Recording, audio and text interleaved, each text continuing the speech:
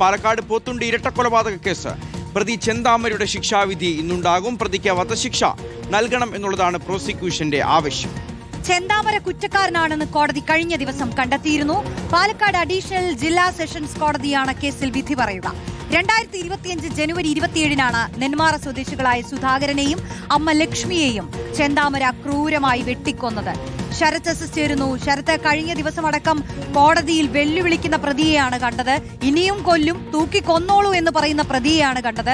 പക്ഷെ ആ പ്രതിയുടെ വെല്ലുവിളി കണ്ട കോടതി മുറ്റത്ത് നിന്ന് കരഞ്ഞ 2 പെൺകുട്ടികൾ ഉണ്ടായിരുന്നു. അവരുടെ ജീവിതമാണ് അയാൾ താറുമാറാക്കിയത്. അപ്പോൾ അർഹിച്ച ശിക്ഷ, അതാണ് അവർ ആഗ്രഹിക്കുന്നത്.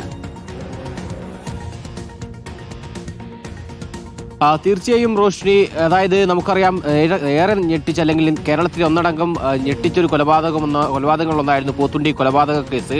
2025 ജനുവരി 27-നാണ് ഈ കൊലപാതകം നടക്കുന്നത്. ചെന്താമര അയൽവാസിയായ സുധാകരനെയും അമ്മ ലക്ഷ്മി അമ്മയെയും ഇത്തരത്തിൽ സംശയത്തിന്റെ അടിസ്ഥാനത്തിൽ, അതായത് ആദ്യം സുധാകരന്റെ ഭാര്യ സജിതയെ കൊലപ്പെടുത്തുന്നു. അതായത് തന്റെ കുടുംബം തന്നെ വിട്ടുപോകാൻ കാരണം അയൽവാസിയാണ് എന്നതായിരുന്നു ചെന്താമരയുടെ സംശയം. അതിന്റെ അടിസ്ഥാനത്തിൽ ആദ്യം സുധാകരന്റെ ഭാര്യയെ കൊലപ്പെടുത്തുന്നു.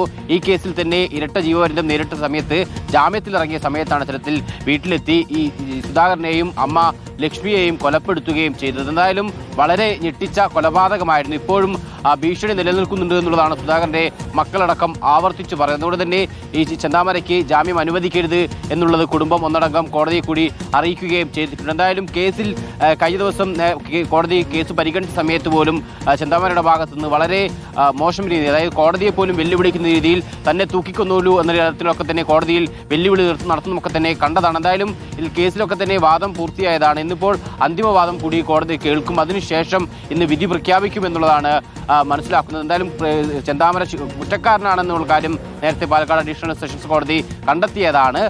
ഈ കേസിൽ കൂടിയാണ് ഇനിയിപ്പോൾ വിധി വരാനുള്ളത്. നേരത്തെ സജിതയുടെ കേസിൽ തന്നെ ചെന്താമരയ്ക്ക് ഇരട്ട ജീവപര്യന്തവും പിഴയും അടക്കം കോടതി വിധിച്ചിരുന്നു.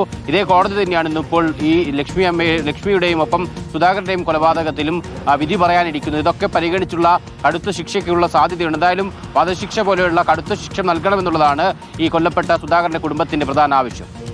ശരത് ആണ് വിശദാംശങ്ങൾ നൽകിയത്. ചെന്താമരയ്ക്കെതിരെയുള്ള ശിക്ഷാവിധി എന്തെന്നറിയാൻ കാത്തിരിക്കുകയാണ് കേരള സമൂഹം.